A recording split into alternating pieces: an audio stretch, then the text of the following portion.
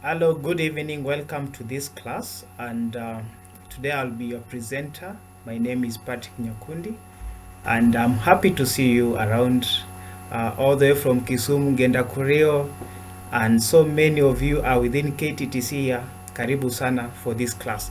So just to start us off, I'll share my screen and then show you some a course that I've created for us so that I'll enroll you to this course so that you can partake it as part of my micro teaching here at KTTC. So, okay, so I believe you are seeing my screen. Somebody to say yes.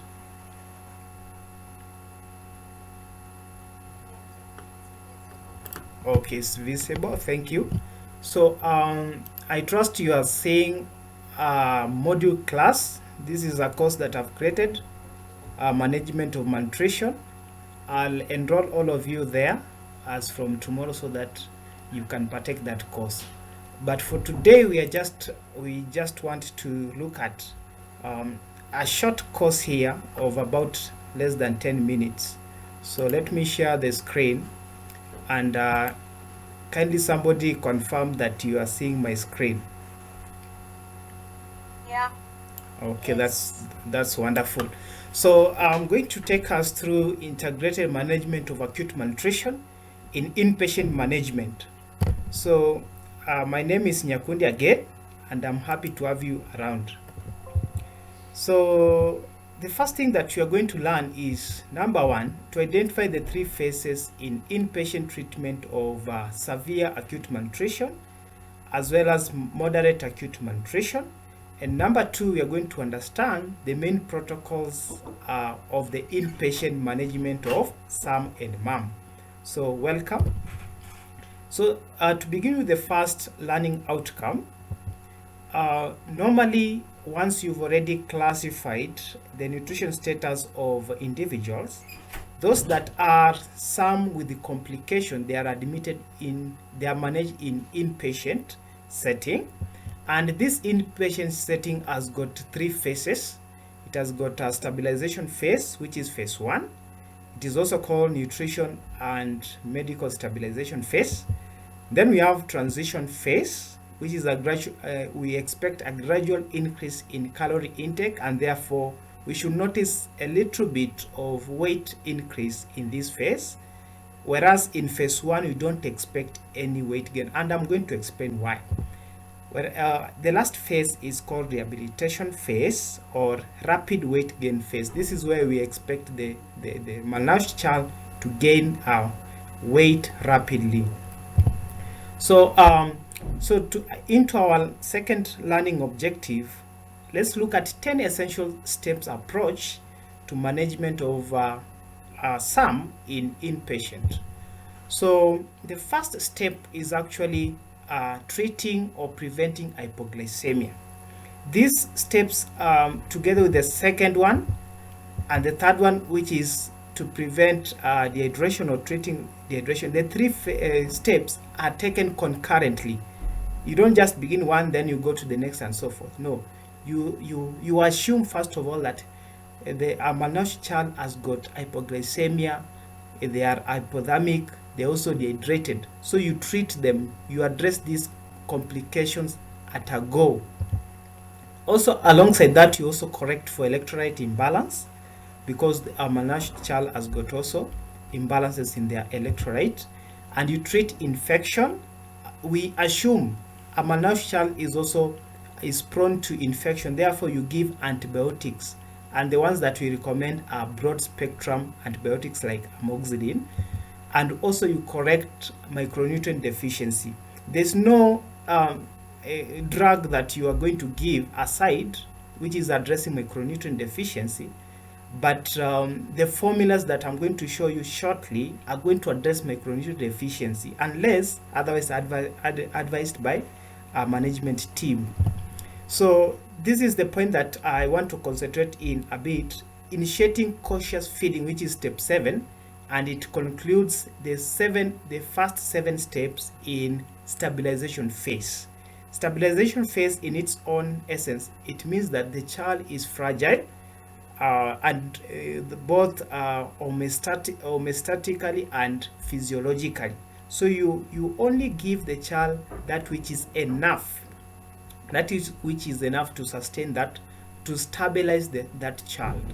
Whereas the next phase now, from achieving catch-up growth phase, which is rehabilitation phase, we expect now you give what is enough to sustain, to stabilize, as well as to gain weight. So the ninth step there is sensory stimulation. So you put the child in a stimulating environment. You provide love, care, and tender to the child so that they can also develop in other aspects of cognitive, physically, and socially. And lastly, you prepare for discharge. So and in this one, I'm going to give you a bit of information about it. So all through these phases, you need to monitor, to do monitoring all throughout, to check that things are on course. So stabilization phase, here we say that you check for hypothermia, you check for hypoglycemia, dehydration, and again, you treat for infections and correct electrolyte imbalance. And you also give broad spectrum antibiotics such as amoxicillin to address infections. And you also correct for micronutrient deficiency using the formula milk that I'm going to give to you. So the feeding plan here, which starts at step 7, cautious feeding.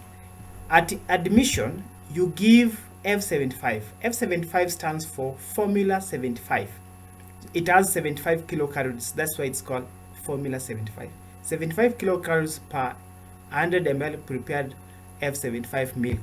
So in frequencies of 3 times hourly, amounts of 130 or 100 ml per kg per day. Then after that, you transist the child. After you've stabilized the child, you transist that child to phase 2. And in transition phase, the child has recovered the appetite. And here you change F75 to F100, formula 100. Okay, you maintain the same volume and frequency.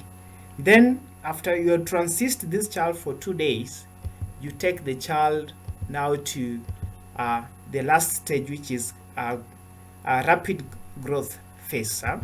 And in this one, you use formula 100. You increase the volume by 10 ml, or you can give an average of 200 ml per kg of F100 prepared.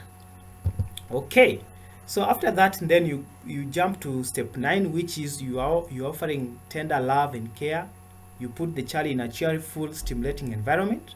You offer structured play therapy for 15 to 30 minutes per day. Also, you offer physical activity as soon as the child is well, so that they can also develop the attachment to the social aspect, physically and cognitive aspects. Okay, then lastly, you prepare for discharge. This one, you prepare the carer, that's their caregiver at home. You prepare them in terms of giving structured play therapy at home. You can also, if there are provision for maybe some supplementary feeding program, you can also refer them there. Ensure that they are given vitamin A every 6 months. Some booster immunization are also given. You also advise on the beneficiary for regular follow-up checks. Okay, so ladies and gentlemen, it has been wonderful having you for that class, and I'm welcoming any particular question that you might have. Yes, back to you. Anybody who has a question?